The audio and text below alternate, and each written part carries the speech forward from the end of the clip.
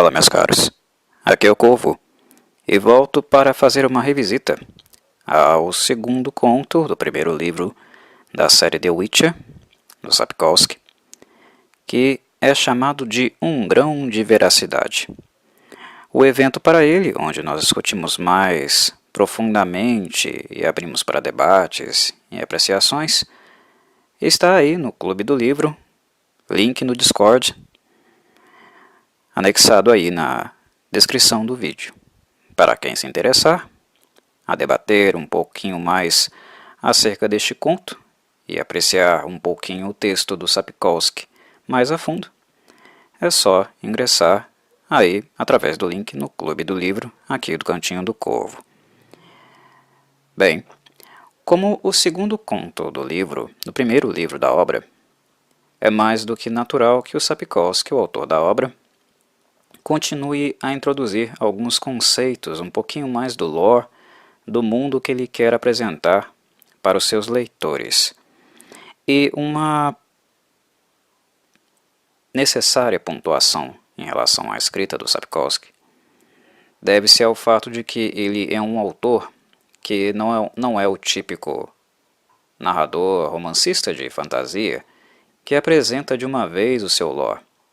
Na verdade, essa apresentação ela é, digamos, periódica. Nós vamos captando essas apresentações, vamos pensando algumas informações aqui e acolá. É algo mais esporádico do que um testamento que se dá logo de cara. Então, o The Witcher, a obra em si, é uma obra que nós vamos conhecendo na medida em que vamos lendo. Pequenos fragmentos, e vamos tomando propriedade do mundo de The Witcher na medida em que vamos passeando nesse mundo, na medida em que vamos inserindo nós mesmos neste mundo e o conhecendo em pequenos detalhes. E o nosso guia, como sempre, é o bruxo Geralt de Rivia. Aqui, no segundo conto do Último Desejo, nós voltamos à cena basicamente inicial desse livro, que eu já havia falado um pouco no primeiro áudio a respeito do Último Desejo, né, que esse livro se passa na realidade no Templo de Melitele. Algumas pessoas leem o Último Desejo e ficam um pouco confusas com essas cenas. Geralt às vezes está num lugar, às vezes está no outro, parece que fez algumas coisas antes daquele fato ou depois daquele fato. As pessoas costumam se embananar com a leitura de O Último Desejo. E eu volto a reforçar que O Último Desejo é um livro que se passa no Templo de Melitele. Geralt está se recuperando dos ferimentos causados pela estriga lá do primeiro conto, filho do Foltest, né? Que realmente, né, causou muitos danos a ele. Golpes, digamos, feridas, né, muito profundas, com muito dano ao Geralt. E ele está no Templo de Melitele se curando. Então, o Último Desejo se passará no Templo de Melitele. O livro, através dos contos, que são memórias, nada mais do que memórias de um passado breve ou distante, algumas memórias são mais distantes, irão nos apresentar um pouquinho do mundo de The Witcher e quem é Geralt de Rivia. Onde ele estava, onde ele agora está, quais os eventos que levaram ele a estar da forma como está e vivenciando algumas sensações, sentimentos e tendo algumas ideias, algumas projeções em mente em virtude também desse passado dele, né? O segundo conto, Um Grão de Veracidade, continua nos conduzindo por isso. E a cena inicial, na verdade, é uma continuação da introdução, né, daquela parte que introduz o primeiro conto, né, o bruxo. A Iola levanta-se, né, está pronta para deixar Geralt, e percebemos que ela estava com ele, mas com um objetivo também muito claro. Aqui nós temos que ponderar algumas coisas. Ayola queria estar com Geralt. Ela quis deitar-se com Geralt de Rivia. Ela não foi forçada a isso. Esse é um ponto. Mas um segundo ponto é que a experiência dela com Geralt, de algum modo, foi tanto em sentido curativo, como também de cuidado, digamos, com o estado também emocional dele. A Ayola, apesar de estar com ele ali, tendo uma relações amorosas com Geralt, ela também serve a um propósito de tentar apaziguá-lo mentalmente para que as suas feridas, a sua recuperação também, digamos, se avolume, fique mais tátil, um pouco mais veloz, né? Quando nós estamos enfermos do corpo, se nosso estado mental não está muito bom, não está muito adequado, digamos que essas feridas não vão se curar muito fácil. Dito isso, o fato em si de Ayola estar servindo a esse propósito, ela como uma sacerdotisa de Melitele, digamos que não seria algo totalmente incomum, visto que as sacerdotisas de Melitele trabalham com a cura e não tem muitas privações no que compete a como curar ou tratar um indivíduo. Mas, digamos que Ayola queria estar com Geralt e ela é um ser humano, ela é uma mulher, né? E acaba sendo bastante amarga a sensação de que Ayola está ali servindo ao Geralt, às feridas, né? Tentando curar o Geralt também espiritualmente, mas fazendo uso da imagem, né, de uma outra mulher. Ela presta-se a acalmar, a sanar um pouco das tensões do Geralt, projetando uma imagem mental, né, uma imagem ilusória de Yennefer de Wengerberg. É um pouco amargo por Ayola, né, ver Ayola nessa situação. E quando ela está saindo do quarto e Geralt olha para ela, o transe que havia sido construído, ele se quebra, né? E Geralt não vê mais na figura de Ayola a imagem de Yennefer, né? Ele nota os olhos azuis dela, as sardas no rosto, e sente um pouco de amargura também por isso, um pouco de ressentimento. E logo em seguida ele sente culpa, porque Geralt percebe que ele usa Ayola, né? Ele usa Ayola para lidar, ou digamos, controlar um pouco os seus próprios sentimentos, as suas próprias marcas e ressentimentos, né, que ele teve em relação ao breve, no caso, né, até aí, até esse ponto da história, né, a breve história durou algum tempo, claro, mas não tão longa assim, não foi um tempo muito extenso, digamos, com a Yennefer. Foi breve, porém marcante para ele. Ele não consegue esquecer Yennefer. E nesse ponto aqui, embora a Ayola esteja fazendo o papel de curandeira, ela tem sentimentos, né? Ela é uma pessoa. E ela acaba sendo uma ferramenta, uma coisa, um objeto na cama do Geralt, né? Ela se presta a isso. E é muito triste, para mim é muito triste ver essas coisas, né? E a obra de The Witcher, ela não lida apenas com coisas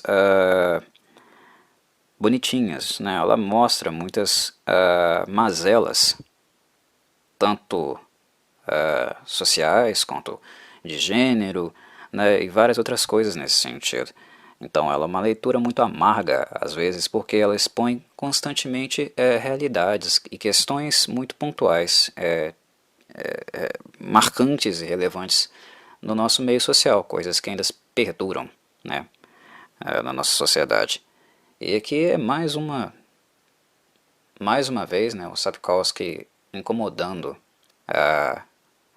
o leitor, através da figura de Geralt e da objetificação, né, de uma mulher, que no caso aí está sendo a Iola. É muito lamentável isso.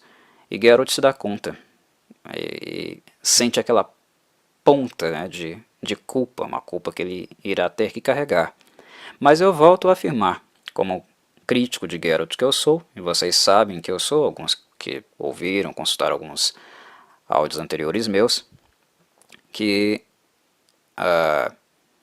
eu não deixo de cobrar ou de colocar o Geralt na berlinda.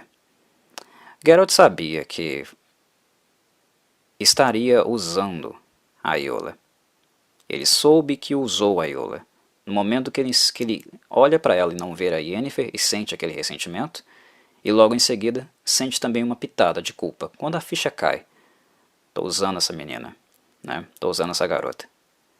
Ele sabe, ele é grande, ele é adulto e tem conhecimento suficiente para saber que faz essas coisas.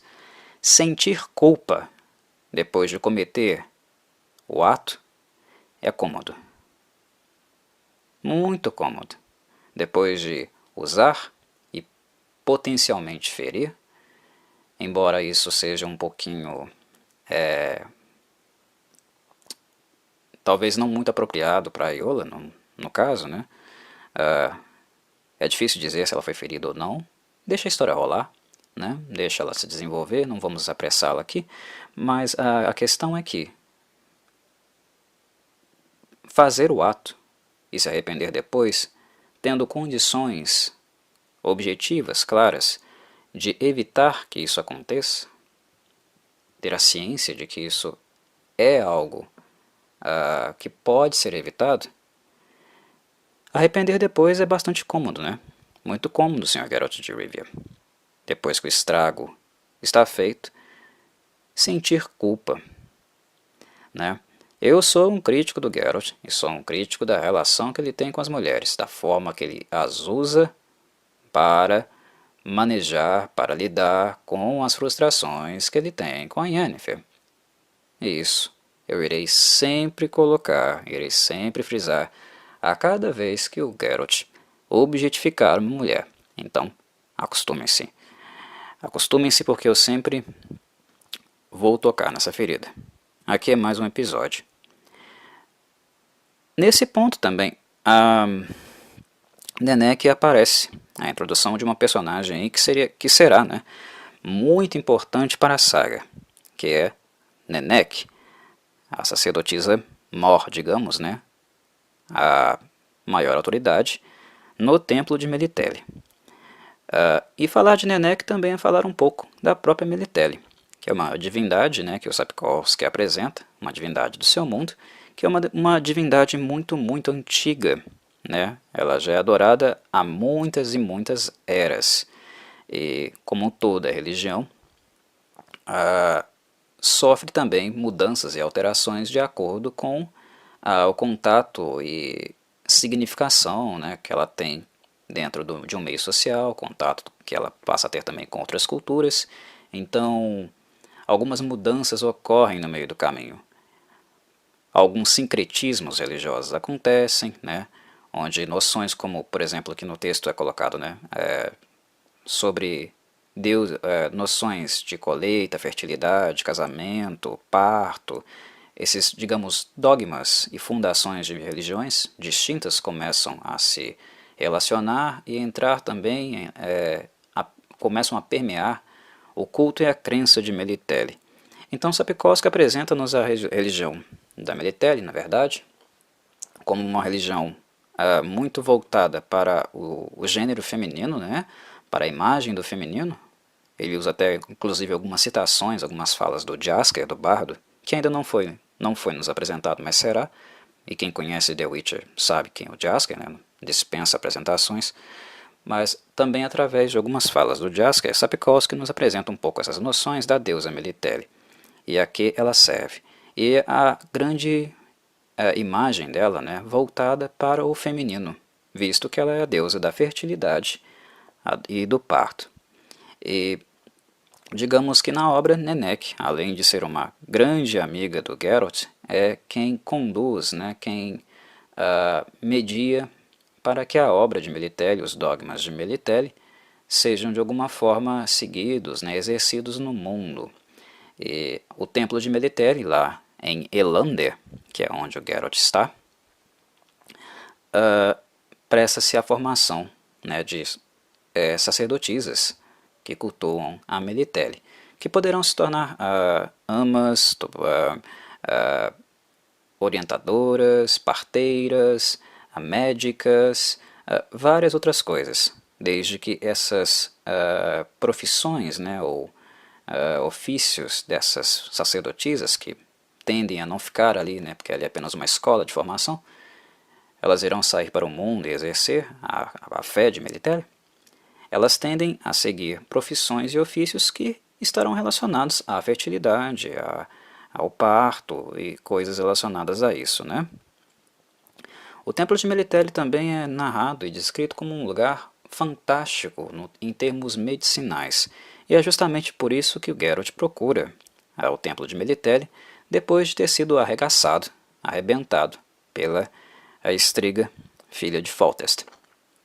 Os ferimentos dele foram tão graves e profundos que era apenas ali que talvez ele conseguisse sanar um pouco essas feridas e voltar à ativa o mais rápido possível. É perceptível que o Geralt tem estado bastante perturbado em relação a Yennefer e todas as questões afetivas, emocionais que envolvem essa personagem, que ainda a obra não nos apresentou, mas nós sabemos que existe. E a Nenneck já reparou que isso está acontecendo, porque na maneira como ela fala com o Geralt, ela cobra o Geralt, né? Ela expõe ao Geralt que ele está descuidado, ele está desatencioso, que em situações normais o bruxo não sofreria ferimentos tão graves como ele sofreu nesse embate que ele teve com a Estriga, né? Então a cabeça dele não está no lugar. E Nenneck, além de ser uma velha amiga de Geralt, ela também tem essa função um pouco protetora, né? E proteger não é passar a mão na cabeça e apenas cuidar, vocês sabem muito bem disso. Proteger, às vezes, é dizer certas verdades na cara da pessoa. E algumas vezes, em pontuais vezes, a Nenneck sempre faz isso. A Nenneck é uma personagem de temperamento muito forte, de personalidade, e uma personagem que não se intimida e não se segura, se retém, quando ela precisa dizer ao Geralt certas verdades. Dois personagens olham realmente o Geralt nos olhos, além da Yennefer, claro, né? A Yennefer também é um personagem que faz isso, mas outros dois personagens também fazem isso com muita frequência. Nenneck e o Vesemir. Eles são figuras que não se intimidam com Geralt e dizem certas verdades na cara dele. Alguns dirão que a Cirilla também faz isso. E, de fato, a Cirilla faz. Mas digamos que quando o Geralt conhece a Cirilla, a diferença de idade deles é muito grande, né? A Cirilla, quando ela vai encontrar com o Geralt pela primeira vez, ela é uma menininha. Né? Então a relação deles entre figura paterna e figura paterna, a relação de pai e filha, né? Que é um enfoque da obra, expõe um pouco da maturidade, da diferença de idade entre eles e, claro, né, de Geralt sendo alguém muito mais experiente do que a Ciri. Então, nos primeiros momentos da obra, é mais uma relação de educação, onde Ciri vê no Geralt uma referência de alguém, né, uma referência tanto prática, vivencial, quanto também moral. Então, a Ciri vai botar moral e dizer algumas verdades para o Geralt, mas lá no final da obra, quando ela está um pouco mais velha, mais madura, né? Mas inicialmente, quem olha nos olhos do Geralt e diz algumas coisas, algumas verdades para ele, é a Yennefer. E essas duas figuras mais secundárias, personagens não muito centrais na obra, né? Mas personagens mais secundários, mas que têm um papel muito importante, que é a Nenneck e o Vesemir, o outro bruxo. Né? Ele está lá em Kaer Morhen, vocês ainda vão conhecê-lo em contos futuros, aqueles que não conhecem. Pois bem, Nenneck chama muita atenção de Geralt em relação a isso, ao quanto ele está descuidado, essa perturbação emocional, né, que ele tem tido, esses desleixos, podem acarretar com certeza a perda da vida dele, né? Afinal, o trabalho dele envolve muito preparo, muito cuidado, né? Não é um trabalho para que aceita desaforo, que aceita displicência. E Nenek está extremamente preocupada.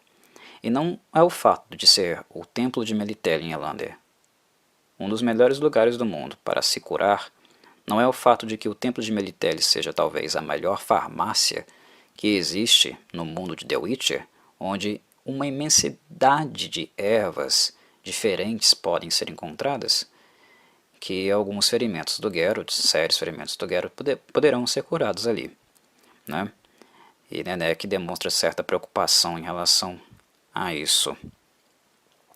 Essa cena inicial, antes de entrarmos de fato no conto que envolve, né, um grão de veracidade, é importante porque ela vai explorando, ela vai definindo lore e nos apresentando personagens que têm muita importância também no que caracteriza a bússola moral de Geralt.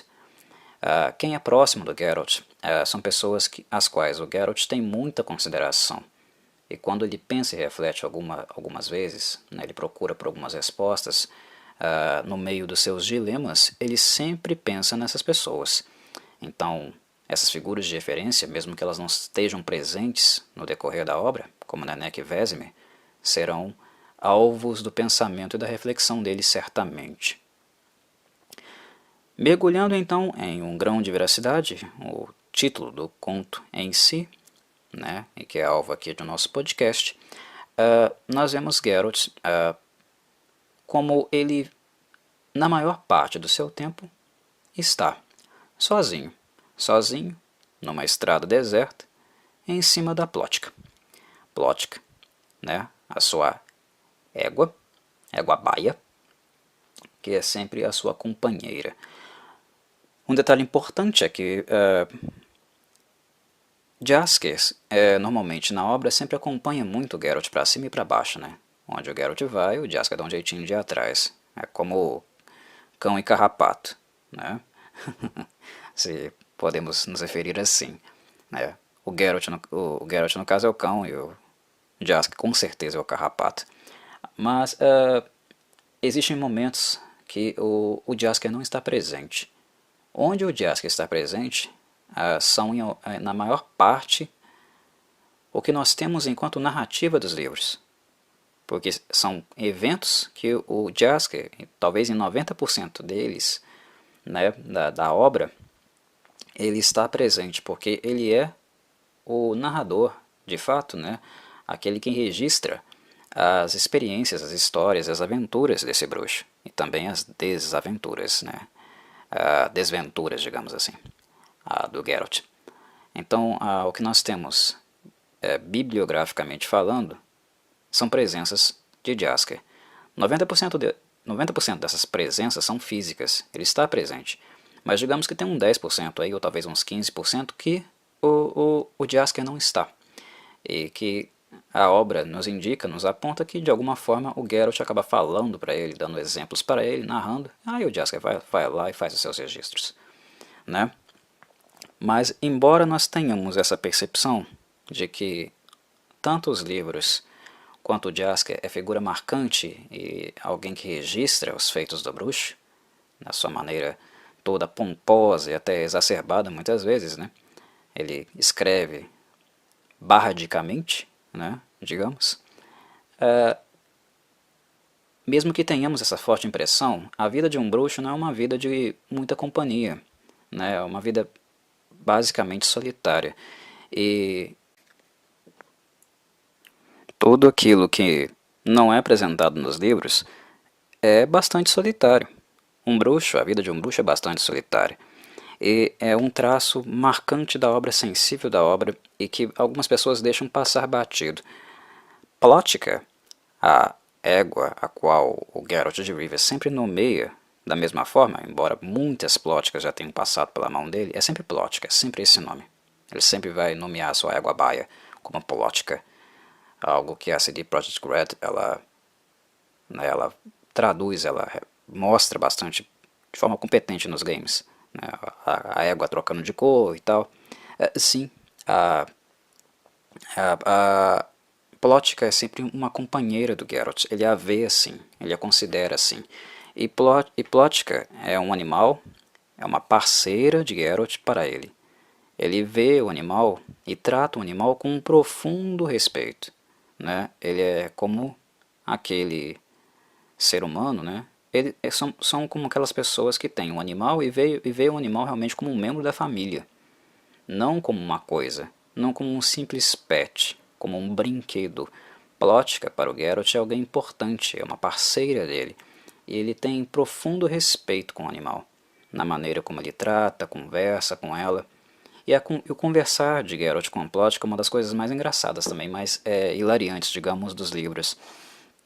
Porque o Geralt é muito solitário. Então Plotka também serve como um escape, né? Uma fuga para ele dessa solidão, né? Uma forma dele poder ouvir a própria voz e ter alguém para conversar.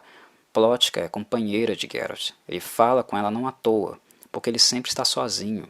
Ele precisa de alguém para conversar, né? Então ele fala: Plotka, esse caminho é um pouco estranho.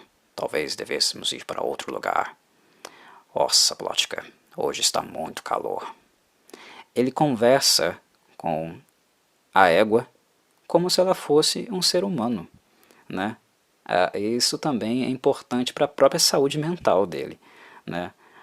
Muitas pessoas não têm essa percepção, esse sentimento, veem a égua apenas como um meio de transporte. Longe disso, Plotka é muito, muito importante, até para, como eu disse, né, para a própria saúde mental do bruxo.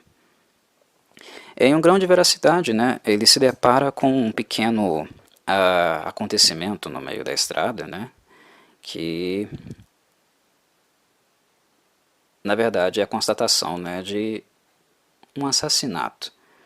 Num cruzamento, né, ele encontra o corpo de um homem e de uma mulher e passa também a nos mostrar outro modus operandi do fazer, né, do ofício do bruxo, que é a análise, né, dos ferimentos dos corpos e a coleta do rastro, para que ele seja seguido depois. Percebem? São coisas pequenas que o Sapkowski vai nos mostrando, vai nos indicando esporadicamente, mas que vão nos revelando o fazer do bruxo, o lore do mundo e como ele funciona. São pequenas demonstrações, apresentações esporádicas aqui e acolá de coisas que são conceituais importantes e que constituem a base da obra.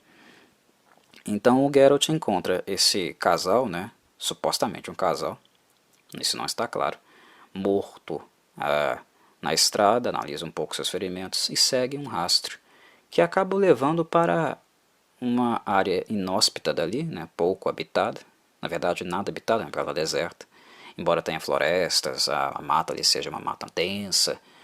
Ele acaba encontrando ali próximo, seguindo o rastro, né, um palacete, né, uma mansão. E o que é interessante é justamente, né, o fato de que haja um palacete, uma mansão num lugar assim, e que ele não tenha praticamente nenhuma vida humana ao redor dele. E em um grão de veracidade nós nos deparamos também, quando o Geralt finalmente conhece o seu anfitrião, que é um anfitrião não muito... É um anfitrião, mas digamos que ele não o convidou. O Geralt entrou na casa do sujeito, né? Mas assim, o encontro entre essa figura chamada Nivellen e o Geralt revela-nos também uma coisa que eu creio ter falado, se eu não me engano eu falei disso no primeiro áudio, lá em O Bruxo, que é a visão que o Geralt tem sobre a monstruosidade. O fato de alguém parecer um monstro, ser monstruoso, para o Geralt não quer dizer absolutamente nada.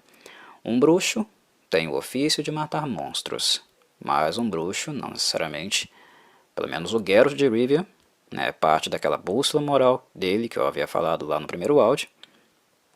O Geralt não é um assassino, e isso vale para humanos e também vale para monstros. O que pesa e o que o Geralt analisa durante seu trabalho, né, durante as suas andanças, as suas errâncias pelo mundo, é a bússola moral dos envolvidos.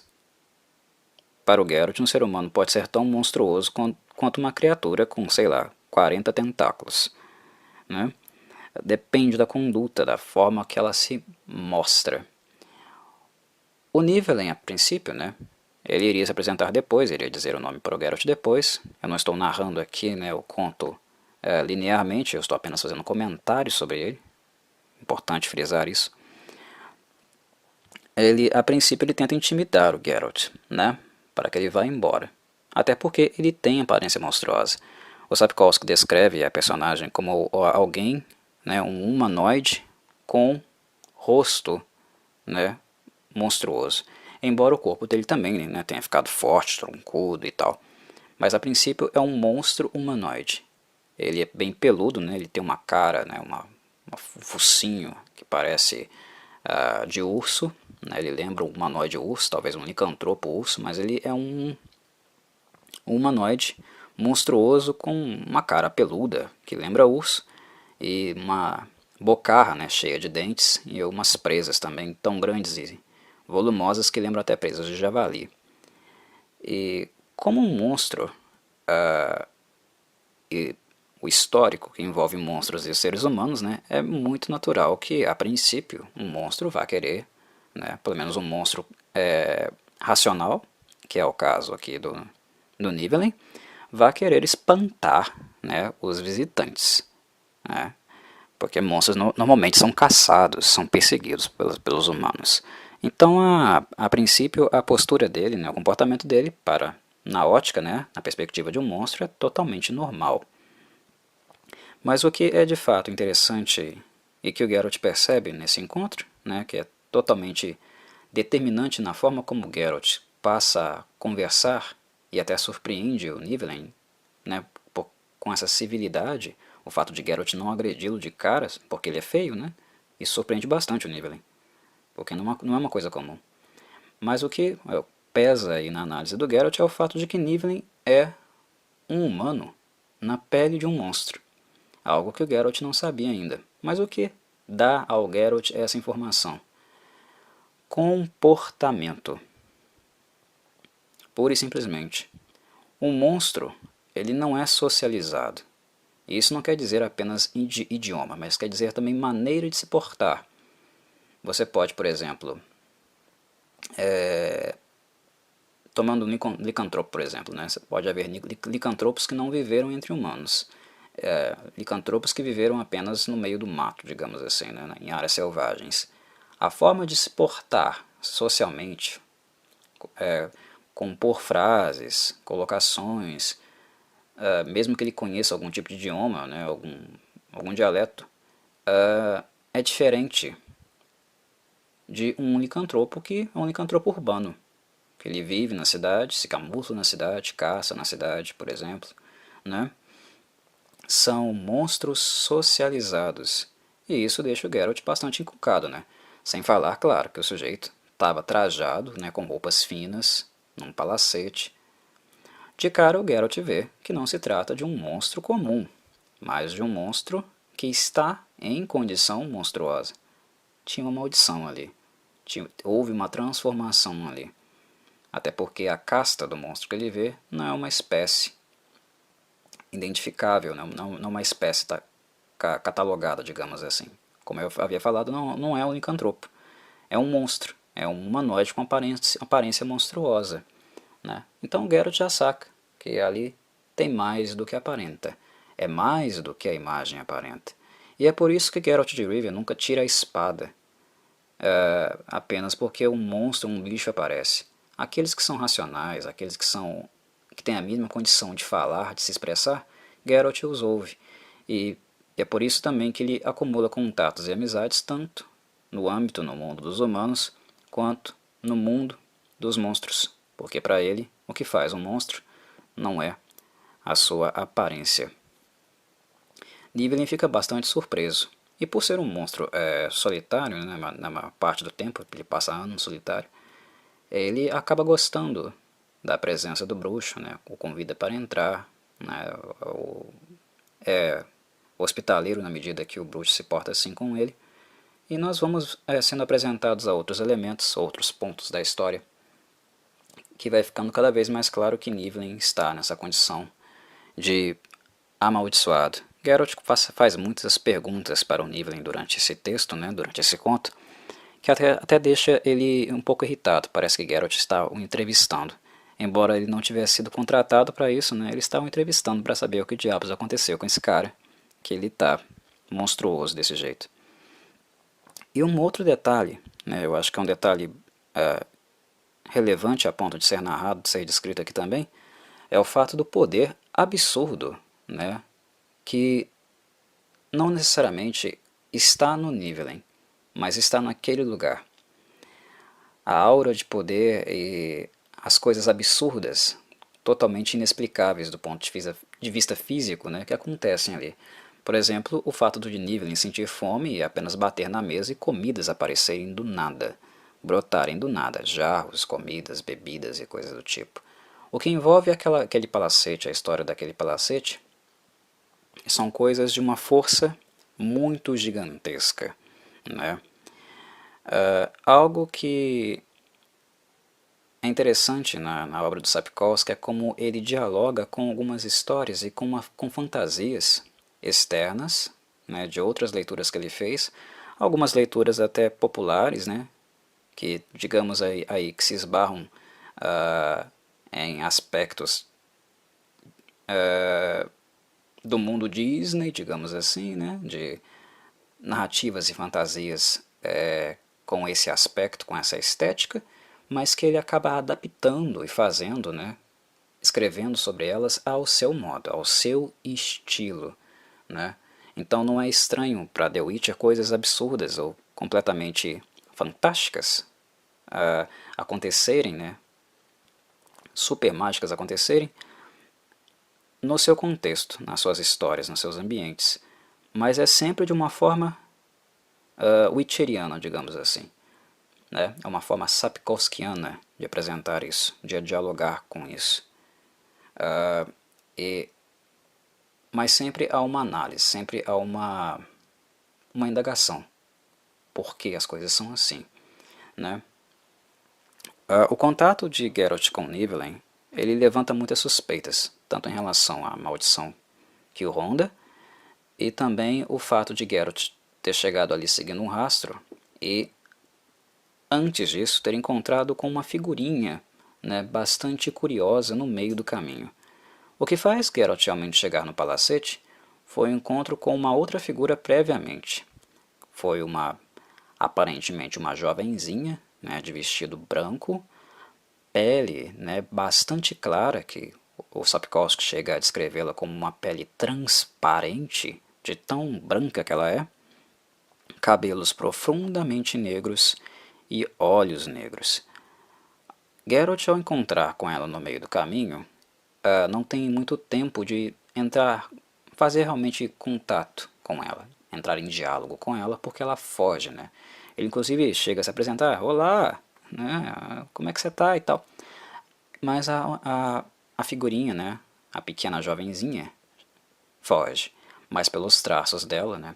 Ao olhá-la um pouquinho melhor, Geralt de cara vê que não se trata de uma humana. E ela some, ela vai em direção ao palacete, que o Geralt já havia avistado um pouco, quando ele estava um pouco distante dali ainda, né, uma torre do palacete. E ao encontrar com ele, ela foge. E ele acaba chegando lá na casa e encontrando o Nivellen. Quando o Geralt pergunta, no momento que eles estão entrando no palacete, se o Nivellen estava sozinho, o Nivellen reage de forma estranha, né? Ele se enfurece, mas depois parece que ele entende a pergunta do Geralt, que ele não queria dizer, supostamente que ele não queria insinuar o que ele estava insinuando. Foi uma defesa do Nivellen. Aí ele fala, ah, sim, você está me perguntando se eu tenho servos, se eu tenho criados. Não, não tenho.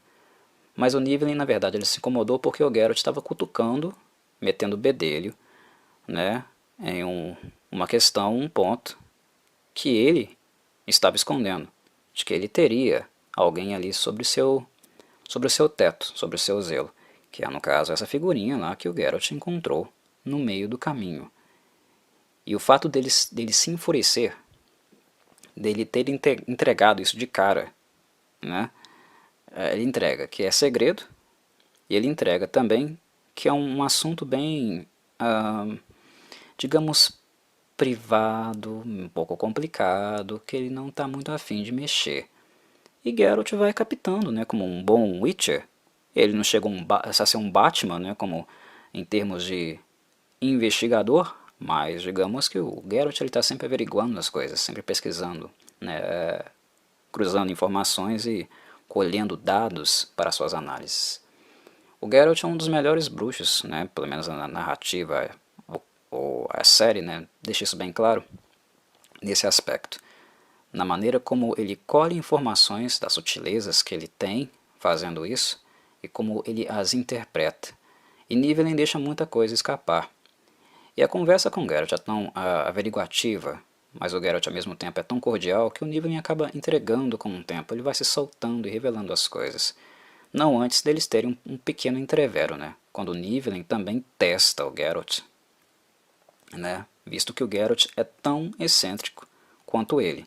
Se ele é um monstro excêntrico, se ele se comporta totalmente diferente da forma como que um monstro iria se comportar, se ele é um monstro humanizado, civilizado, o Geralt é um humano muito humanizado também para um humano. Porque os humanos, bárbaros como são, medievalescos, animalescos como são, não agem daquela forma. Ao encontrar um monstro, o que o humano faz é pegar uma picareta e partir para cima, ou fugir. Então o Nivellen também testa o Geralt. Esses primeiros contatos, esse sentar deles na mesa e começarem a comer, a beber e a trocar informações, a conversar civilizadamente, é um mútuo teste entre ambos. É um testar entre ambos que vai se desenrolando, vai se desenrolando. Nivellen testando o Geralt, Geralt testando o Nivellen. E Nivellen testa o Geralt quando ele passa a falar de si, a começar a revelar fatos do seu estado atual, do porquê dele estar assim, e ao apontar as fotos de família, né? A foto dele, ele mostra uma foto do pai dele, se não me engano, se eu me lembro bem, uma foto que ele não sabe de quem é, e depois a própria foto dele. E a foto dele estava bem distante. E como ele consegue enxergar tão distante na escuridão, Geralt também não estava muito perto da foto e também a vê. E é ali que Nivellen percebe que Geralt tem faculdades que não são faculdades humanas, né? Não são faculdades que um humano poderia obter mesmo, né? Possuir, digamos assim. Acho que possuir é uma palavra mais assertiva aqui. E testando, também averiguando, Nivellen acaba descobrindo, ele acaba fazendo que Geralt confesse que ele é um bruxo. E isso cria um pouco de tensão, porque comumente sabemos o ofício de um bruxo é caçar humanos. Ele é contratado por humanos para matar monstros, né?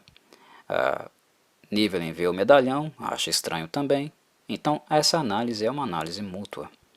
E ela os ânimos só voltam a baixar novamente quando fica realmente claro que Geralt está ali. Não por acaso, porque o Nivellen não é idiota, ele sabe porque ele chegou ali, mas que ele não tem intenções hostis a princípio. Ele revela que ele não é uma figura hostil, né, mas é uma figura ponderada. E assim, Nivellen vai se soltando, vai se abrindo e revelando um pouco dessa história. A história de Nivellen não é uma história bonita. Nivellen não é um santinho, e não é simplesmente um sujeito que se tornou, né, um amaldiçoado e teve como castigo a sua aparência monstruosa, porque ele era um santo beneditino, né, que não fez nada de errado. Muito pelo contrário, Nivellen não é um pobre coitado. Na sua narrativa, né, no revelar da sua biografia, ele nos mostra, ele nos conta que ele era filho, né, de um nobre, né, ele vivia com o pai e com o avô nesse palacete, e que esses nobres, né, esses ricos, né, eles tinham um bando, né, alguns empregados, e que eles viviam de assaltar viajantes, comerciantes, pessoas que passassem ali por aquela área.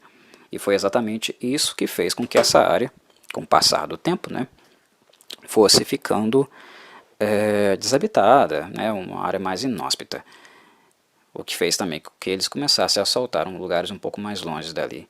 Mas enfim, eles eram um bando, né, nobres, aproveitadores, bandidos mesmo, né, que lucravam com saques, digamos assim. E é claro que para todo banditismo há represálias, né? E houve represálias que acabou fazendo com que o pai do Nivellen fosse abatido. Como ele diz, né? Pelo um espadão, por um espadão. Ele foi arregaçado por um espadão, uma alabarda.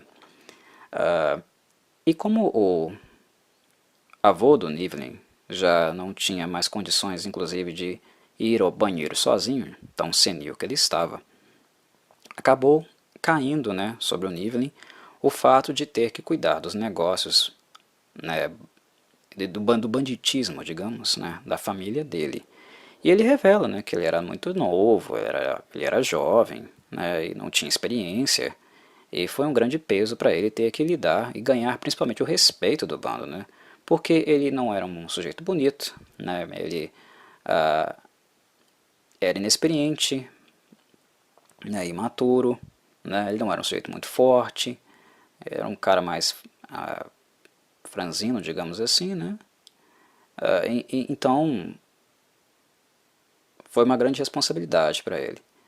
Mas negócio é negócio, os negócios da família teriam que continuar, e ele acabou assumindo, né, o domínio do seu bando. E durante alguns desses saques que se sucederam, né, que continuaram a ser feitos, o bando, que não o respeitava muito, durante um ataque a um templo esquisito, inclusive, que tinha uns fogos meio verdes, né, alguns esqueletos, um templo com uma aura macabra. Durante um desses assaltos, o bando fez com que Nivellen estuprasse uma sacerdotisa. É é nojento essa cena. E principalmente a forma como Sapkowski a narra, né? Que ele teria que se provar, né? Mostrar-se homem. É aquele machismo mesmo, né? Bárbaro, animalesco, nojento. Sapkowski não nos poupa dessas coisas. Na verdade, ele expõe essas coisas de maneira muito forte, né? E o leitor de Sapkowski, o movimento que é necessário para o leitor de Sapkowski é realmente ler isso criticamente, na medida que esses comportamentos, embora seja uma obra de época, de fantasia e medievalesca, é para perceber que essas coisas não foram superadas, que esse tipo de machismo tóxico, né, ainda existe. Então é uma cena assim extremamente pesada, porque eles agarram a sacerdotisa, né, retiram a roupa dela e, entre aspas, fazem Nivellen virar homem, né, monstro na verdade. Isso não é virar homem, isso é virar monstro. E ele estupra a sacerdotisa. E durante o estupro, né, a sacerdotisa joga uma maldição nele. O chama de porco, de monstro. Fala algumas palavras que ele não entende muito bem. Fala sobre amor e sangue. E acaba se matando. Ela pega um punhal, ela consegue ter acesso a um punhal e se mata. Uma cena realmente muito, muito pesada, né? Mas é isso que no fundo The Witcher, a obra é uma dark fantasy. Ela quer expor elementos do real. Ela não quer fazer carinho em ninguém. Depois dessa barbárie, dessa coisa absurda, o Nivellen volta para o palacete, para a casa, e no dia seguinte ele acorda e algo mudou. Os nomes que a sacerdotisa chamou, as referências monstruosas, a cara de porco, e outras coisas relacionadas a isso, ele acorda com aparência monstruosa, o que faz com que a maioria dos seus servos, né, dos bandidos, fujam dele, né, e que ele fique sozinho. E assim ele fica sozinho e assim ele passa muitos anos também. Geralt o questiona sobre isso e acaba recebendo a informação de que foram 12 anos, que já são 12 anos, né, que ele está no formato, né, na forma de monstro. E que ficou bastante solitário, né, ele não tem mais contato com o mundo externo. Até que algo acontece. Ele narra um fato, né, um acontecimento, onde essa questão da solidão ela muda um pouco, ela é alterada um pouco. Mas antes disso, né, o Geralt também se oferece para ajudá-lo. Né. Na verdade, ele averigua, né, sobre o que ele poderia fazer, se ele estava interessado em algum tipo de ajuda. E Nivellen, curiosamente, ele diz que não, porque agora ele é um monstro, ele tem força, ele é intimidador, ele tem dentes bons, ele fala que quando ele era humano, né, os dentes dele eram todos fracos, podres, né, eram horrorosos, e que pelo menos agora ele tem algum tipo de respeito, né, algo que ele não tinha como humano. E também há mais um motivador aí para o fato de que Nivellen não quer ser ajudado, não quer quebrar a maldição, ou permitir que o Geralt pense em como fazer isso. Mas vamos segurar, daqui a pouco chegamos lá. Mas enfim, o evento que muda, né, que altera essa solidão de Nivellen, na verdade, é quando um comerciante, trafegando pela região, acaba também sendo atraído pela imagem, pelo ambiente do palacete, acaba entrando ali no jardim e corta uma das roseiras do Nivellen. As roseiras que ele tem lá no palacete, na casa dele, são uma roseira de rosas azuis, que são as rosas de Nazé. Ele supostamente iria cortar essa rosa para dar para a filha dele. Nivellen ele já estava sozinho há muito tempo, então ao mesmo tempo que ele ficou bravo, irritado com o fato de alguém estar cortando a roseira que o pai, o avô dele, né, trouxeram de Nazé, plantaram ali, que supostamente é algo importante para a casa e para a família e para ele, ele viu nisso também uma oportunidade, né, de ter alguém ao seu lado. E se lembrou também daquilo que iria, né, que na verdade vai explicar por que o conto chama Um Grão de Veracidade. Ele se lembrou de um conto que supostamente uma ama dele, né, uma babá dele, contou a ele uma vez sobre uma dama, uma jovem, uma donzela, uma nobre donzela, que dá beijo, né, numa criaturazinha, né, e essa criatura, o encanto que estava sobre essa criaturazinha, esse encanto ele é quebrado, ele se desfaz. E ela volta a ser de novo, né, ele volta a ser de novo, né, o príncipe encantado e blá blá blá. Lembra do que eu falei sobre Sapkowski trazer algumas obras populares e dialogar com elas na obra? Pois bem, aqui nós estamos vendo justamente, né, um exemplo disso, que é o conto lá, né, o texto baseado na Princesa e o Sapo. Sendo introduzido aqui na obra de uma maneira sapkowskiana. Bem, Nivellen se lembra disso, e ele vê nessa intrusão do comerciante uma oportunidade de quem sabe conseguir para ele a sua princesa, a princesa que irá quebrar o seu encanto. Né? Então, ele vai lá fora, né, ele intimida o comerciante, que morre de medo dele, claro, porque ele é um monstro muito forte, muito imponente. E ele diz para o comerciante que a única forma dele ir embora é deixar a filha dele ali com ele. Né?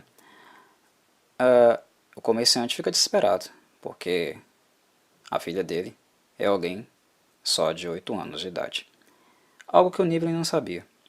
Mas ele, ao descobrir isso, ele até pensa, né, nossa, caramba, eu sou azarado mesmo, né? Nem quando eu quero roubar, né, surrupiar a filha de alguém, essa filha, essa mocinha tem idade suficiente para isso. Mas ele acaba ficando com dó do cara. Ele acaba ficando com dó do comerciante e o convida para entrar, para comer lá na sua casa. E ele lembrou também, né, que tinha no porão, né, da casa, do palacete, bastante tesouros, bastante espólios das pilhagens que ele fazia. E que não necessariamente ele precisa agora, né? Ele não é um cara que vai frequentar a cidade mais. A casa abre, fecha portas, aparece comida de acordo com o bel interesse dele. Então ele ficou com dó do comerciante e dá um pouco de dinheiro para o comerciante que vai embora. Vai embora com a filha dele. Mas vocês sabem como são, né, as línguas do povo, né? Os rumores, as fofocas. E não tarda que alguém apareça ali de novo, oferecendo a filha em troca de dinheiro. É isso aí, né? De novo, Sapkowski nos mostrando, né, cenas de uma cultura bárbara.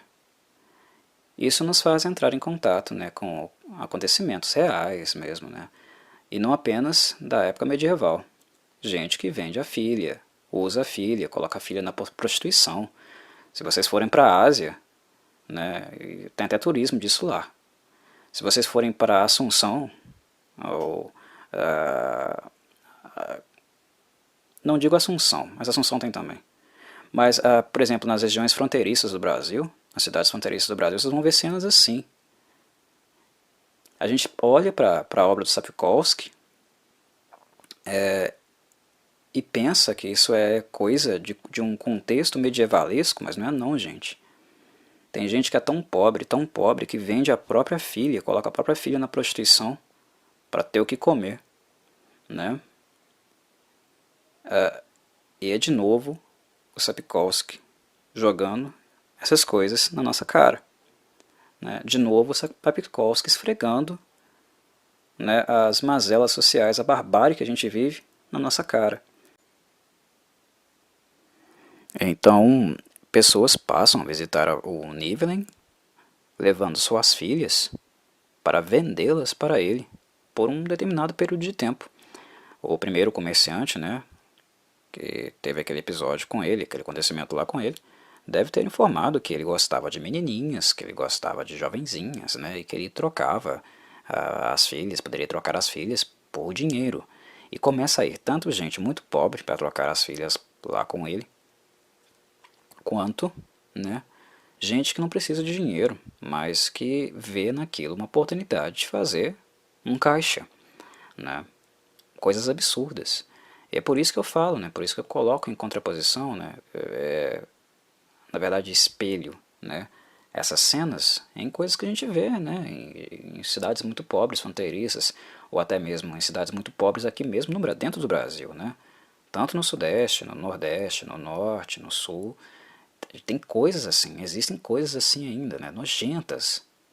E o Nivellen vê nisso uma oportunidade de testar o título desse conto, um grão de veracidade. Porque ele acreditava, né, alguém disse a ele que em todo conto, né, em toda fábula, há um grão de veracidade. E ele quer testar, ele passa a testar, né, com essas jovens, né, pelo menos, na verdade ele testa com a primeira e dá errado, né, bem feito, babaca. Se aquilo que existe nos contos, aquele grãozinho de veracidade dos contos realmente procede, funciona, né? Há quem diga que os contos, os mitos, as fábulas, né, existe algo de real neles. E, embora não funcione para ele, esse também é um outro ponto da história, da narrativa, que nos leva a contemporizar, a relacionar com outras coisas de outros pontos de conhecimento, né, de outros lugares de conhecimento, como por exemplo a antropologia, né, a ciência antropológica. Quem leu Durkheim, ou conheceu, leu também Lévi-Strauss, sabe que em todo mito, né, em toda crença, existe algo baseado em um evento. um evento que é significado, ressignificado, fantasiado, né, florido de alguma forma, e que acaba tomando aquela forma lá, né, que acaba tendo, né, a forma do mito em si, da fábula em si, né.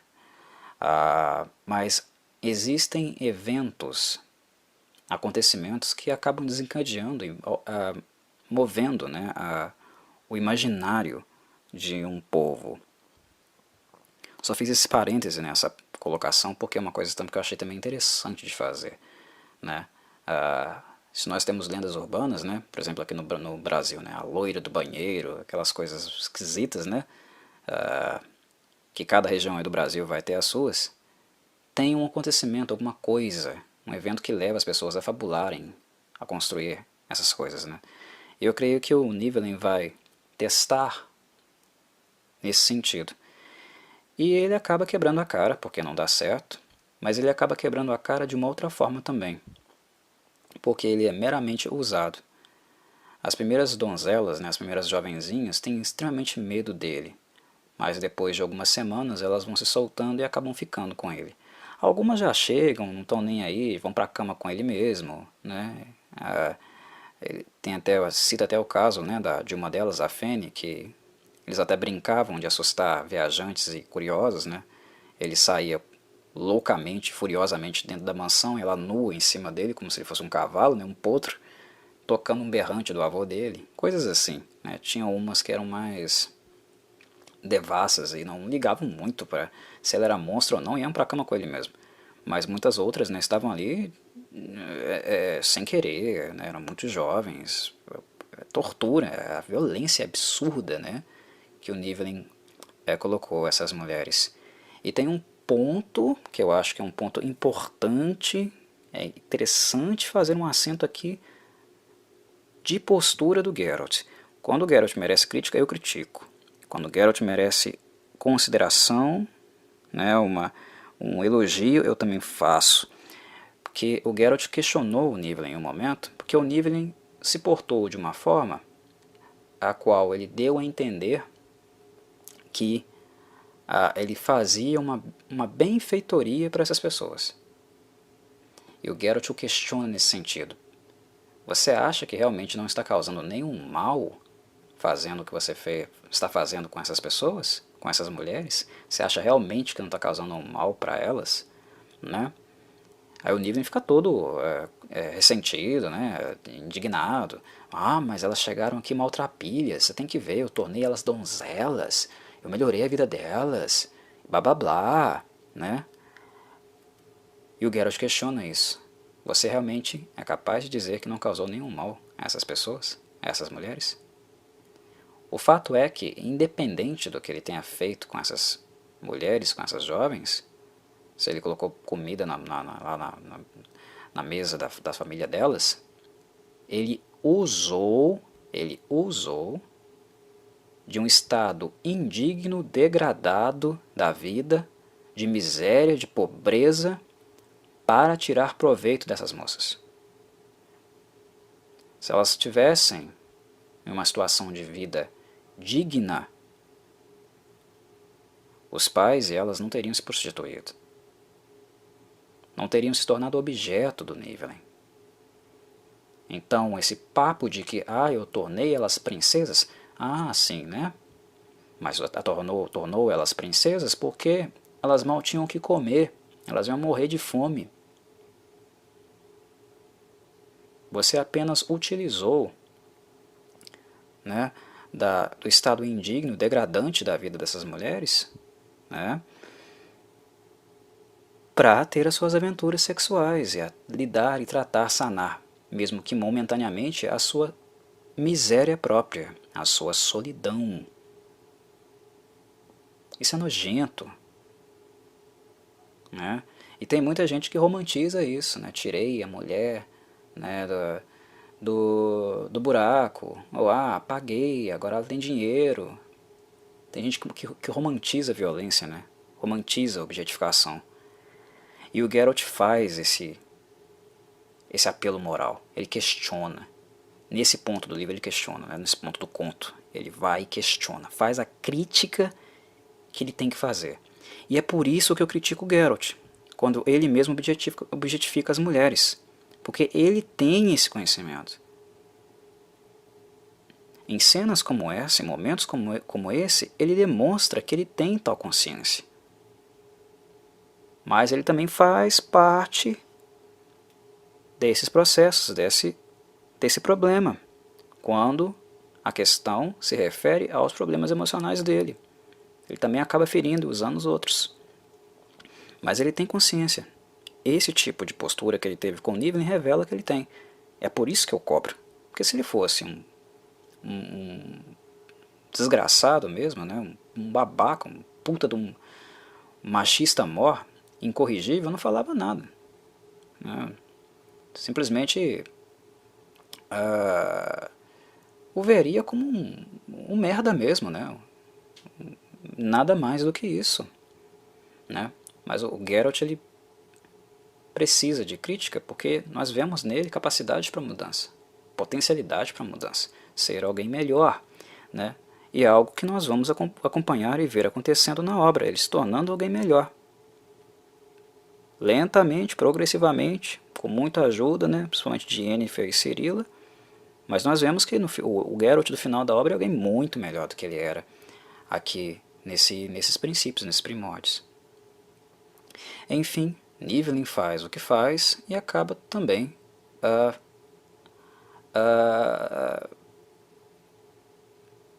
tendo o que quer, né, mas não exatamente o que ele precisa, porque ele foi apenas usado. Né? As pessoas queriam apenas ganhar dinheiro às custas dele, ele foi usado, ele usou e foi usado da mesma maneira. Né? Ele não tinha de fato afeto, né? Ele não era amado. Né? Ele era uma forma de ganhar dinheiro, é uma forma de resolver um problema daquelas famílias. Então os pais buscavam a moça, as moças depois que ficavam com ele, as moças não estavam nem aí, davam as costas para ele e iam embora, estava absolutamente nem aí para ele, e a riqueza dele só começava a diminuir. Até que um momento ele parou, ou supostamente parou, né? Porque aquela pergunta lá do início, né? Nivellen, tem alguém aqui com você que o incomodou? Volta à tona. Porque ele não ficou sozinho, tem alguém com ele. E é justamente aquela figura, aquele personagem que o Geralt encontra, né? Aquela pequena jovem que ele encontra antes de chegar no palacete. E o Nivellen já se tocou, que o Geralt sabe, né? E fala pro Geralt que ele sabe que o Geralt sabe, né? E para ele parar de dissimular e de bancar o idiota.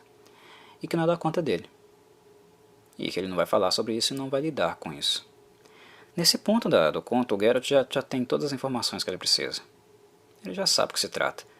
Mas como o Geralt, normalmente ele tem uma postura muito ética, ele não costuma fazer o que as pessoas não querem que ele faça, mesmo que elas estejam erradas, né? Ele tem esse discernimento, né?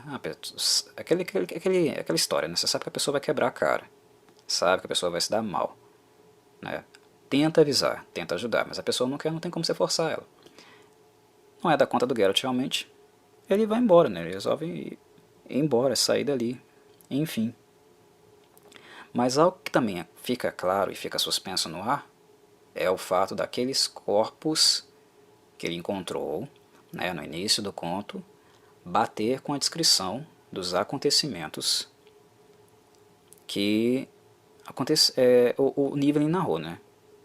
Não era sempre um homem levando uma jovem, uma mulher para o Nivellen? E ele encontrou corpos na estrada com essa descrição, um homem, uma mulher. Eles foram assassinados. Então tem algo de errado ali. Geralt se encontra num dilema. Ele tenta não se envolver, né?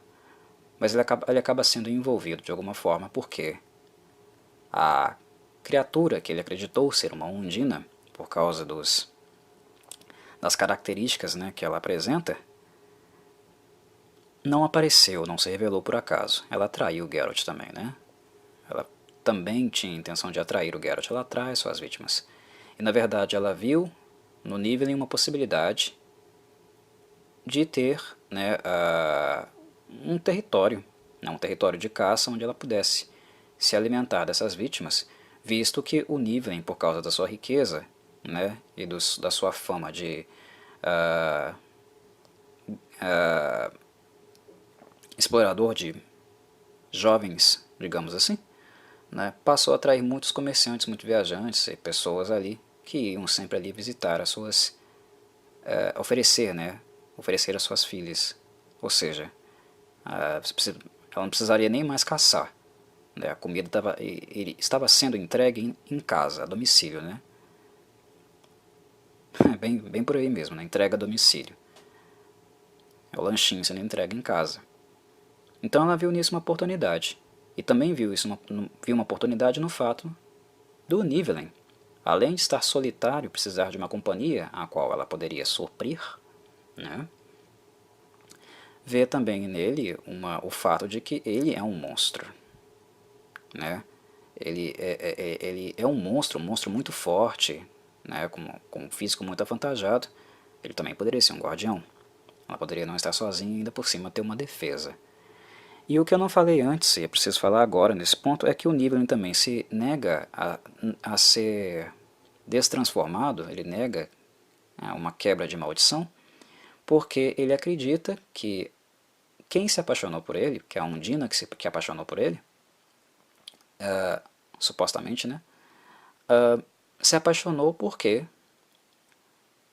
ele é um monstro, e que caso ele volte a ser humano, o amor que ele conheceu como monstro, um verdadeiro amor que ele acredita que conheceu como monstro, ele irá perder, né? Então é uma das motivações que fazem com que ele permaneça interessado em continuar com a aparência monstruosa, porque ele acredita que, caso o encanto se quebre, a Undina perderá interesse nele. Mas ele ainda fica curioso, interessado em saber do Geralt se o Geralt poderia fazer isso. E o Geralt diz que não. E aí ele revela um pouquinho mais de lore pra gente, né? Que ele revela que o templo que o Nivellen assaltou era o templo de Coran Agtera, né? Da aranha com cabeça de leão. E que o nível de maldição de encantamento que foi rogado em Nivellen está para além das habilidades dele. Enfim, o Geralt vai embora. Mas ali na mesma noite ele acaba sendo atraído de novo para a cena, né? Ele acaba sendo atraído de novo pelo palacete, porque a Undina não deixa ele ir embora simplesmente. Antes de ir embora, o Nivellen chegou a narrar para ele que estava tendo sonhos horríveis. Esse Geralt também tinha alguma ideia do que estava acontecendo. E é aí que faz com que que a ficha realmente do Geralt caia, de que ele junte todos os fatores, todas as pistas que foram dadas e entenda do que se trata. Aquela criaturazinha bonitinha, né? Ele volta, ela está esperando por ele, boca cheia de sangue, e Geralt entende. Ela parece uma Undina. Na verdade, ela utiliza dessa aparência física, né, dessas similaridades com a Undina, para se disfarçar. Porque, na verdade, ela é uma lamia. Ela é uma lamia. Lamia é um tipo de vampiro. No mundo de The Witcher temos vários tipos de vampiro, né? Ele explora muito bem as castas diferentes. E Lamia seria um tipo de vampiro.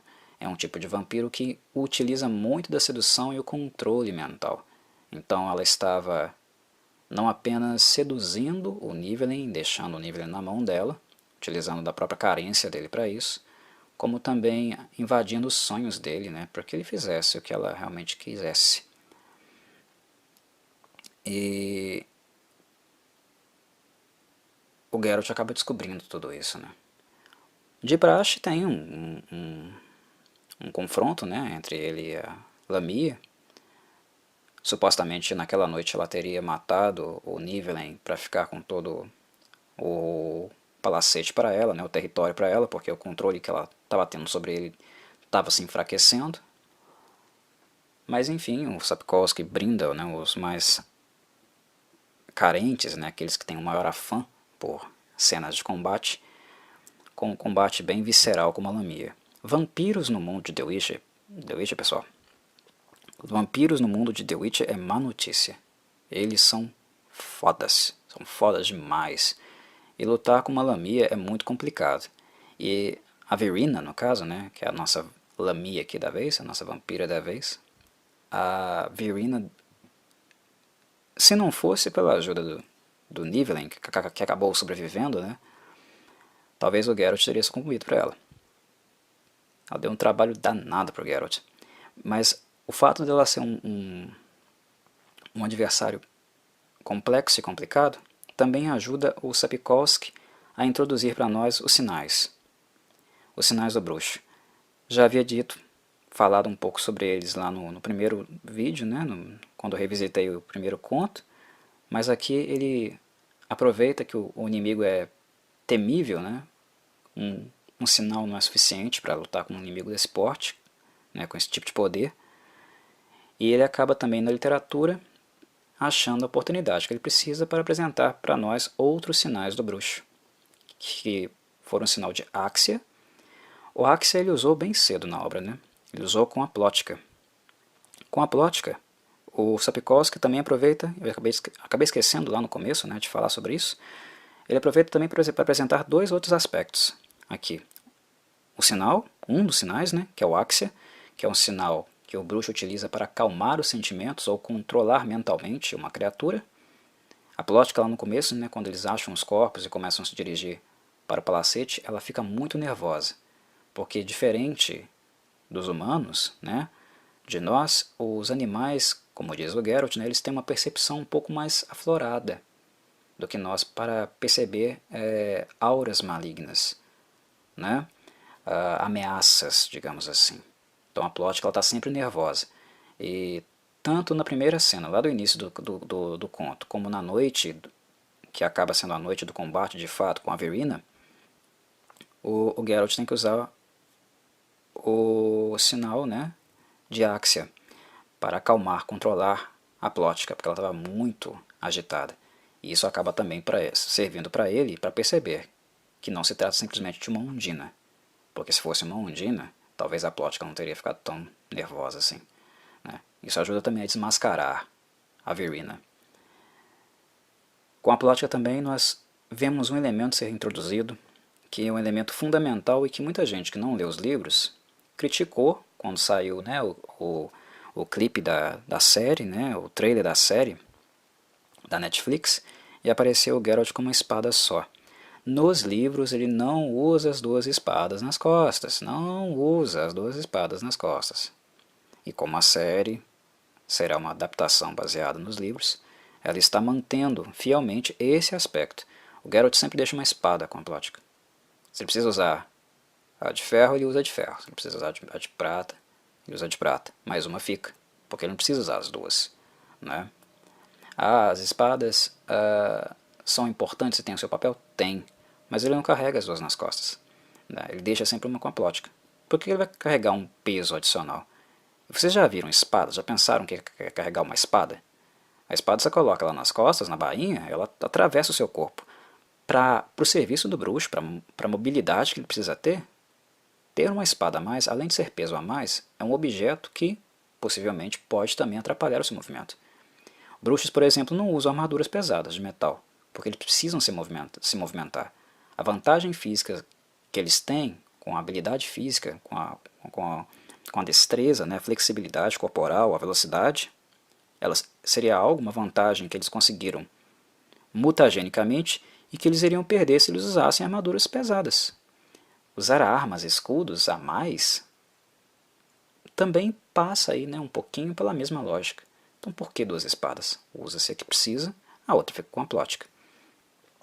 O outro símbolo que ele precisou, né, outro sinal que ele usou e que ele precisou usar foi o sinal de Heliotrópio, que é um contra-defesa a feitiços, efeitos, baseados em uma origem arcana, né? Algo que a Lamia também possui. E o Quen, que é aquela proteção, barreira mágica, né, que impede contatos, né, danos físicos. Como se bem vê, né, no fim, tudo acaba correndo bem para o Geralt, porque o Nivellen sobrevive, né, ao ataque dela. A Verina não mata, realmente. Ela diz que mata, né, mas acaba não matando. E o Nivellen ainda tenta colocar um pouco de juízo, né, um senso nela, mas a Verina não adianta, a Verina não cede. E quando ela ia atacar o Geralt, o Nivellen intercede e acaba ferindo ela mortalmente. E na hora mortes ali, né, durante o momento que ela estava sucumbindo, ela revela para o Nivellen que de fato ela o amava, né. Ela pronuncia algumas palavras, né, cria-se também uma linguagem, um efeito mental, como ela fez com o Geralt, né, falando que ia matá-lo antes. Ela revela para o Nivellen que ela de fato o amava, né, uma cena bastante triste. Um monstro que ela também é capaz de amar, né. Ela também, de alguma forma, né, o fato de usar o Nivellen, ficar com o Nivellen durante um tempo, o conto não deixa muito claro quanto tempo a Verina ficou junto com o Nivellen, mas supostamente não foi pouco tempo, né, ela ficou bastante tempo com ele. Ela acabou também gostando dele, tanto é que não conseguiu de fato matá-lo, né. Ela acaba revelando isso no fim. E, de repente, né, quando ela revela para o Nivellen que o amava de fato, não conseguiu matá-lo, e ela morre, depois do ferimento que ela recebeu dele, o encanto de repente do Nivellen se quebra. Ele volta a ser humano.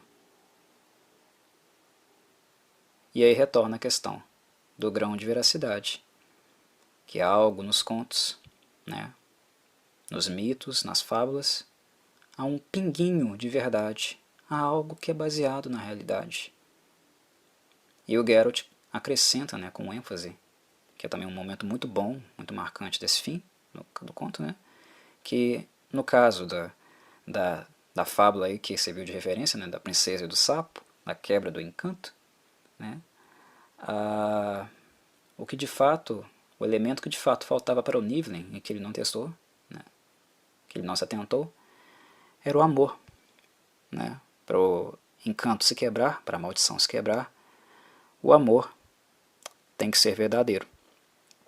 E é isso que faz com que a maldição do Nivellen se quebre. Bem, tópico longo, né? Eu gosto de falar de The Witch, pessoal. Eu gosto muito da obra, né? Eu já sou prolixo, né? Quando for falar de The Witch, então, os, os tópicos tendem a ficar muito grandes, né? Muito extensos. Mas é algo extremamente gostoso. E os membros do meu canal sabem disso. E os mais novos já estão avisados, né? De que os meus podcasts eles tendem a ser longos, eles tendem a ser compridos, falar de muitas coisas. Eu não tenho um canal, o Cantinho do Corvo não se presta a fazer resumo. me presta a fazer associação livre, a pensar e utilizar os pensamentos que vão povoando a minha mente, né? Então, quem gosta do canal, ou quem se identifica com o canal, tenderá a ser também aqueles que gostam de bastante coisa, de não necessariamente uma informação resumida apresentada aqui, né? Um review rápido, né, de 10 minutos. Tem gente que busca por isso, né? Tem gente que procura por isso. Ah, eu quero um review rápido aí, para você me falar o que é a obra, resumidamente, a essência dela. Não, eu gosto de mergulhar. Eu gosto de mergulhar, gosto de sentir a obra, gosto de ir nos entornos dela, de respirar mesmo, degustar a obra, né? Porque isso me dá prazer, né? É isso que de fato me dá prazer. E é esse prazer que me motiva a fazer os vídeos, né? Se fosse para fazer review rápido, de 10, 15 minutos, vídeos nesse perfil, né, nesse modelo, eu não teria um canal no YouTube. Eu fecharia o Cantinho do Corvo, porque para mim não tem graça. Eu não gosto disso. Eu gosto de ficar bastante com o objeto, com o texto ou com a arte que eu estou degustando. Fico, até quando eu sinto que deu. E é mais ou menos assim que as narrativas se darão aqui. Ok, meus caros? Por hora eu fico por aqui. Em relação a um grão de veracidade é o que eu tenho para dizer. Espero que tenham gostado. Um abraço.